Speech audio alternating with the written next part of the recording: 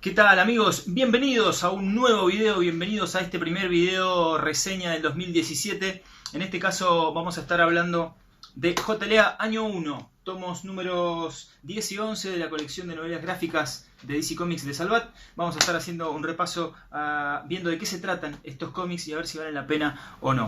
Vamos punto por punto. En cuanto a los autores, el guión corre por cuenta de Mark Waid. Es un guionista que es de reconocidísima trayectoria, el que escribió Kingdom Come, el que escribió durante 7 años Flash de Wally West, el que escribió el cómic Empire y varias cosas que hizo también para Marvel incluso. Últimamente se hizo cargo de Daredevil y le dio una vuelta de tuerca bastante interesante. Es decir, que es un tipo con una trayectoria bastante importante. En esta época estaba al inicio de su carrera ascendiente como guionista, no tan al principio, digamos, ya tenía algunas cosas publicadas, pero son los primeros años de Mark Waid y como idea y como contenido en sí es un lindo guión, es un interesante guión. Ahora vamos a ver cómo está la edición de Salvat. El dibujo es de Barry Kitson, es un dibujante con un estilo bastante clásico. Colaboró en varias ocasiones con Mark Waid. De hecho, él es el coautor del cómic Empire, que recomiendo junto con Mark Waid, como les decía. También dibujó durante muchos años la serie Legión, con puntitos así como sigla, que en este momento no me acuerdo cuál era el significado de cada letra. Pero es un grupo que se formó en la miniserie Invasión del 89 o 90, no me acuerdo. A partir de ahí se formó este grupo que está directamente ligado con la Legión de Superhéroes del siglo 30. Y bueno, Keith Giffen y Barry Kitson fueron los autores. Barry Kitson fue el dibujante de esa serie que se prolongó durante varios años, estaba bastante interesante. Y también fue el que se encargó de los primeros años de la serie de Israel, allá en los 90 también. No me acuerdo quién escribió los guiones en esa época, pero bueno, ahí estuvo dibujando mucho tiempo Barry Kitson. Es un dibujante, como les decía, con un estilo bastante clásico. Tiene por ahí el tema de que se vuelve un tanto monótono, sobre todo cuando no hay escenas de acción. Es bastante limitado para las expresiones de los rostros y demás. De hecho, hay una cosa que es bastante notoria y hasta se podría llegar a considerar molesta, que es el tema de las caras. Las caras y la estructura de los cuerpos de los personajes son todas iguales y son como los mismos personajes con diferentes pelucas. Pasa lo mismo con los hombres y con las mujeres. Los personajes femeninos y masculinos se ven todos muy parecidos. Lo que le cambia es el pelo y la vestimenta, pero son todos como las mismas caras. Eso es un tanto denso, pero es un dibujante bastante parejo. Dibuja los 12 números que están acá adentro, o sea, todos los 2 tomos los dibuja él. Y bueno, si te gusta el estilo más bien clásico, está bastante bien. ¿Qué más? A ver, vamos entonces a los tomos. Vamos a recorrer cada tomo. El tomo 1 trae los primeros 6 números de esta miniserie que fue publicada en 1998. La edición original yankee fueron 12 números publicados desde enero a diciembre de 1998. En este tomo 1 están los primeros 6 números. Y además trae el Justice League of America número 9, que es de 1962 y es la primera aparición, el origen, de la Liga de la Justicia. Acá te cuentan el origen de la Liga de la Justicia y de hecho este JLA Año 1 toma esa historia que se contó en Justice League of America número 9 en el 62, toma esa historia y la expande por 12 números contando un montón de cosas más, obviamente que en ese número no se contaban. Vale aclarar que el origen de esa liga en 1962 incluía a Wonder Woman. Cuando llegó la crisis en Tierras Infinitas en los 80 en DC, ese origen de la Liga de la Justicia hubo que retocarlo y en lugar de ella se incluyó a Canario Negro. Y bueno, este cómic está basado en ese origen recontado, digamos, que fue contado por allá por el 88, 89 en un Secret Origins. Y ahí se incluyó Canario Negro y ese origen, digamos, está tomado desde... la historia de JLA Año 1 está tomado de ese origen, no del original que incluía a Wonder Woman. Así que bueno, en este primer tomo se incluyen los primeros 6 números de JLA año 1. Como les decía, acá se hace la introducción de los personajes y se cuenta un poquito más extenso cómo fue esa primera reunión, a qué se debió, por qué es que se juntaron y demás, y empieza a indagar un poco más en la personalidad y en la vida privada de cada uno de los héroes que conformaban esa primera Liga de la Justicia, y va desarrollando una historia paralela que termina de explotar en el segundo número. Por ahí esta primera parte es un tanto monótona y un poco más densa de leer, porque es la que es más de armado, y en la segunda parte explota un poco más, hay un montón de personajes invitados. Acá también hay algunos, de hecho está la Doom Patrol original, están como personajes invitados, hay algunos villanos que acá podemos ver en el primer número, ya aparecen. Ahí lo tenemos a Eclipso, Solomon Grundy, Thorn, Espina y Clayface. Los protagonistas claramente de la historia son los 5 miembros fundadores, obviamente, de la Liga de la Justicia, que son Flash, Linterna Verde, Barry Allen y Hal Jordan, Canario Negro, el Detective Marciano y Aquaman. Bien, después, ¿qué más trae? Trae las tapas de los primeros 6 números. La tapa del número 1 está como medio mal escaneada, no sé qué onda. Está como medio mal escaneada, se ve rara. Pero bueno, están las tapas de los primeros 6 números, las muestro así nomás. 3 y 4, 5 y 6. Y para cerrar, el cómic arqueológico que les contaba antes es la Liga de la Justicia de América número 9, que, como ahí bien pueden apreciar, está la Mujer Maravilla como protagonista del cómic, como uno de los miembros fundadores, que después se cambió ese origen y se agregó, se reemplazó a la Mujer Maravilla por Canario Negro, Black Canary. Bien. ¿Qué más? Hay un tema con esta edición que a mí me molestó bastante, que encontré muchos errores de tipeo o de ortografía, en las dos cosas, por lo menos entre 8 y 10 errores de tipeo bastante groseros, palabras que faltan, oraciones que no se entienden, palabras repetidas, y la verdad que dificulta mucho la lectura, la traducción en sí también es bastante, la adaptación de las frases al castellano, no sé, me pareció que en este tomo en particular, no me pareció en los tomos anteriores, pero este tomo en particular es bastante evidente y deja bastante que desear. Se lee raro, se lee difícil. De hecho, se me hizo muy difícil leer este tomo, y el segundo tomo no tanto, ¿sí? Es la misma historia básicamente. Encontré muchos errores y realmente te sacan de la lectura ese tipo de cosas. Nada, me pareció como una cosa bastante negativa de la edición, más allá de que físicamente es una edición, como siempre, la de Salvat está bárbara, pero me pareció que esos errores le restaron bastante. Nada, en este momento no me puedo poner a enumerar, pero le saqué fotos incluso, nada, para acordármelos, pero tiene bastantes errores de estos de tipeo o de traducción. Después hay un tema con el rotulado que lo voy a hablar al final, cuando termine de repasar el segundo tomo, y me toca hablar de las ediciones originales. Ahí seguramente voy a hablar del tema del rotulado, que es el tema de poner las letras y demás. Parte 2. La parte 2, como les decía, es un poquito más dinámica. Acá tiene un muy lindo dibujo de Barry Kitson. Es un poquito más dinámica porque ya se resuelve todo. Toda la historia que viene de fondo, que el misterio que se viene gestando, que se venía gestando en los primeros números, se resuelve acá. Hay un montón de personajes invitados. Barry Kitson acá se luce un poquito más porque hay más escenas de acción. Nada, se hace un poco más llevadero por ahí el cómic. Después otra cosa que también es media molesta, pero vamos a dejar eso para el final.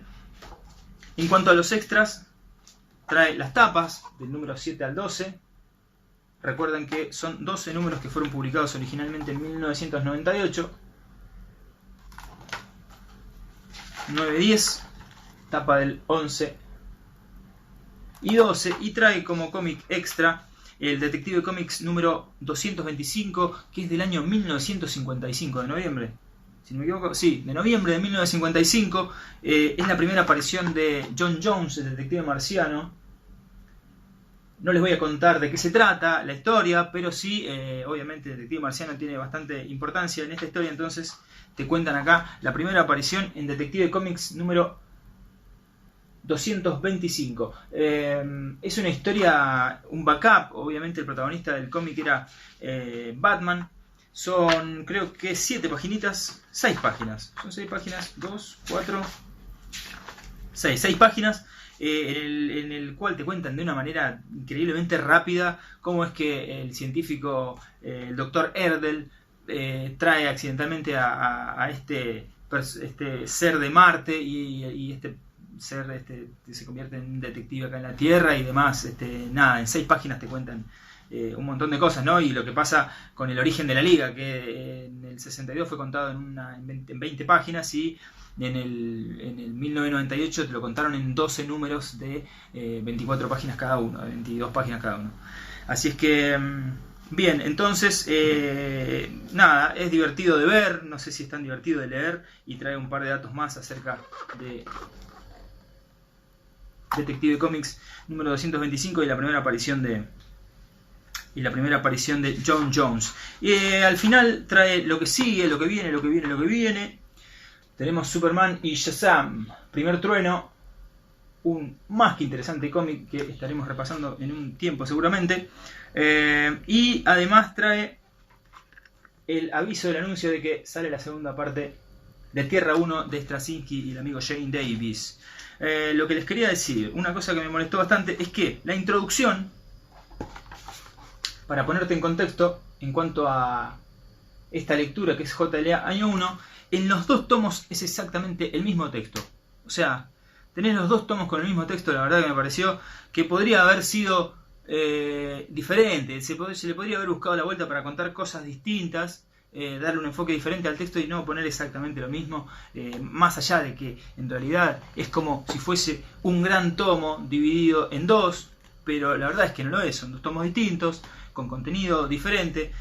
Tranquilamente se podría haber hecho otra cosa. Tiene sentido que las biografías sean distintas, porque sean iguales, digo, porque obviamente no vas a cambiar la biografía, pero este texto tal vez podrías haber contado alguna otra cosa que tiene que ver tal vez con la Sociedad de la Justicia, que acá aparece con un poco más de protagonismo. Nada, se podría haberle puesto un poquito de onda y contar otra cosa. ¿Qué más?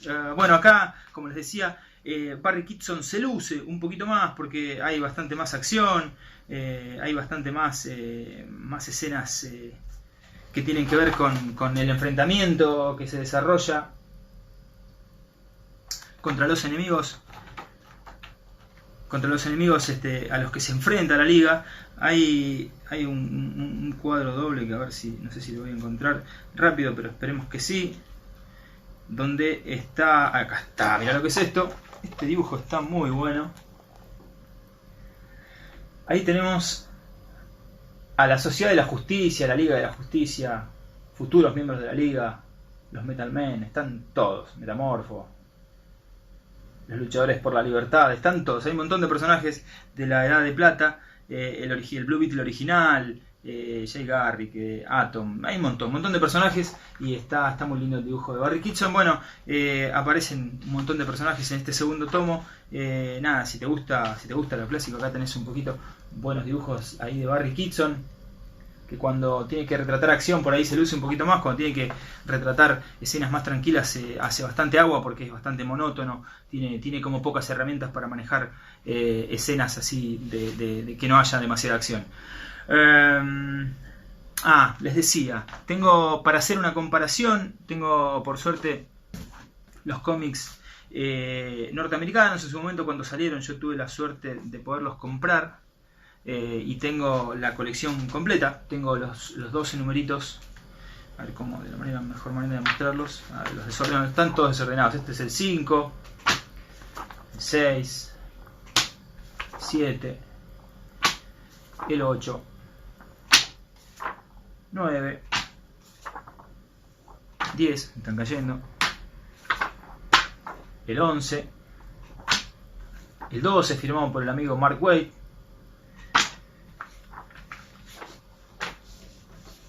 tres y 4, y los números 1 y 2. El 1, por ejemplo, en la edición traducida, se pierde este detalle, que es una pavada, pero como estas cositas, ¿dónde está la mitad? No importa, todo suma. Esta vez es una tapa doble.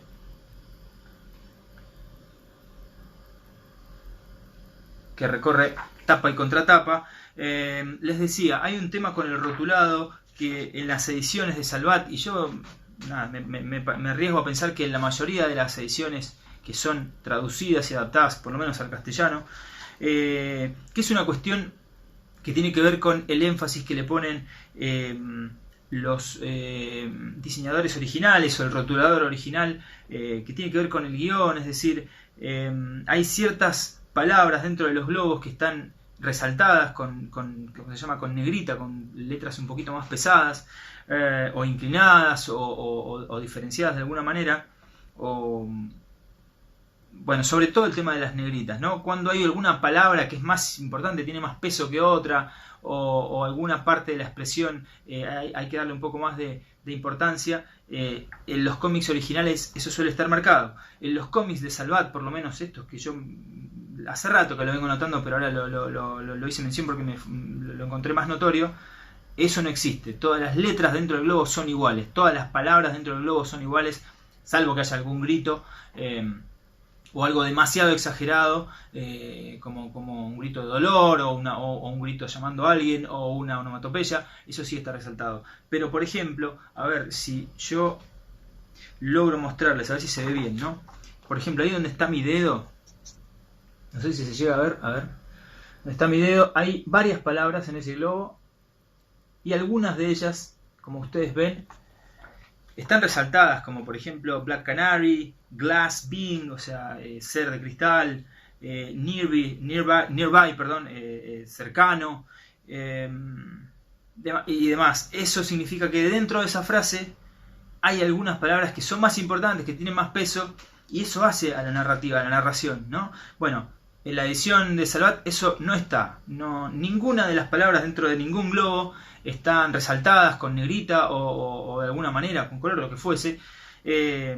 Y realmente le resta un montón, porque si ustedes leen estas frases, estos diálogos del original, leyendo de esta manera sutil, que hay palabras que están un poco más, que están diferenciadas de alguna manera, es por algo, porque el guionista está intentando decir que esa palabra tiene más énfasis, tiene más potencia, tiene más fuerza. Bueno, eso se pierde en esta traducción, en esta adaptación.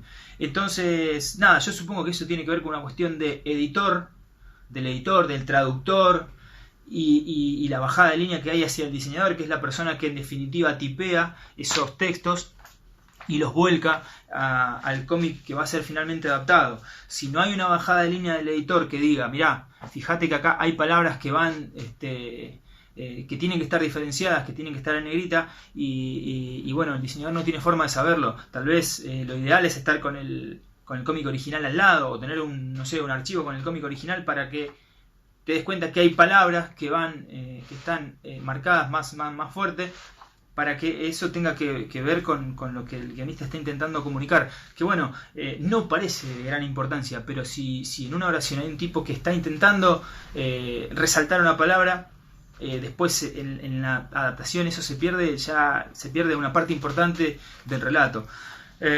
Así es que bueno, eso lo noté y me pareció bastante molesto. En cuanto a los errores de tipeo y errores es notorio que en el tomo 1 hay muchos de esos errores, y en el tomo 2 no hay casi ninguno. Yo no encontré ninguno, por lo menos. Se ve que lo hicieron personas diferentes, pero el tomo 10 está lleno de errores. La primera parte de JL del año 1 está lleno de errores, y el tomo 2 no sé por qué se dio esa situación. Es bastante molesto, estaría bueno que no se vuelva a repetir en tomos siguientes. Y una cosita más, como extra. Un año después de que se editó esta miniserie, en el año 1999, salió otra pequeña miniserie, esta vez de 6 partes, protagonizadas por Barry Allen y Hal Jordan, llamada The Brave and the Bold, también guionizada por Mark Waid y también dibujada por Barry Kitson, en este caso con ayuda de Tom Peyer en los guiones, otro guionista. Acá se relatan las aventuras de Barry Allen y Hal Jordan. Bien. En su momento la leí esta historia, no la volví a leer ahora bueno, que salió este tomo, así es que no me acuerdo los detalles. Lo que sí recuerdo es que no es particularmente memorable, no es una mala historia tampoco, pero no es particularmente memorable. Por ahí Barry Kitson está dibujando un poquito mejor, tiene un par está un poquito más, está un poco distinto por ahí en JLA, al ser, no sé, tantos números, viste, por ahí se hizo un poco más monótono. Pero bueno, es recomendable si querés tener algo que tenga que ver de la época, digamos, y que tenga que ver con esta miniserie de JLA año 1, es recomendable The Brave and the Bold. Por último, ¿son recomendables estos dos tomos? Yo diría que sí, porque es una historia importante para la JLA, es una historia importante de Waid. De hecho, Waid utiliza una cuestión acá que luego vuelve a utilizar en otro cómic de JLA que él mismo escribió. No les voy a contar para no deschavarles ninguna parte de la historia, pero medio que se roba a sí mismo su propia idea. Y está bueno porque indaga, se mete bastante con la vida privada de lo que eran esos héroes que estaban empezando y se estaban recién conociendo y empezando a formar la Liga de la Justicia. Entonces está bueno cómo se interrelacionaban. Hay un par de cositas que mete que son bastante piolas en cuanto a desarrollo de personalidad y de personajes y de lo que iba a venir después, ¿no? En la historia de la Liga de la Justicia, que ya todos conocemos mayormente. Así que nada, para mí es un 8, un 7, un 8. No es el mejor cómic que publicó Salvat en esta colección, ni es el peor tampoco. Son 12 numeritos, JLA año 1, una historia cerradita que empieza y termina acá, en estos dos tomos. Y tienen además el origen de la liga y tienen la primera aparición del detective marciano de la Golden Age. Gente, nos estamos viendo la próxima. Cuídense, lean cómics y nos veremos en el próximo tomito, que será Superman y Shazam, primer trueno. Adeus.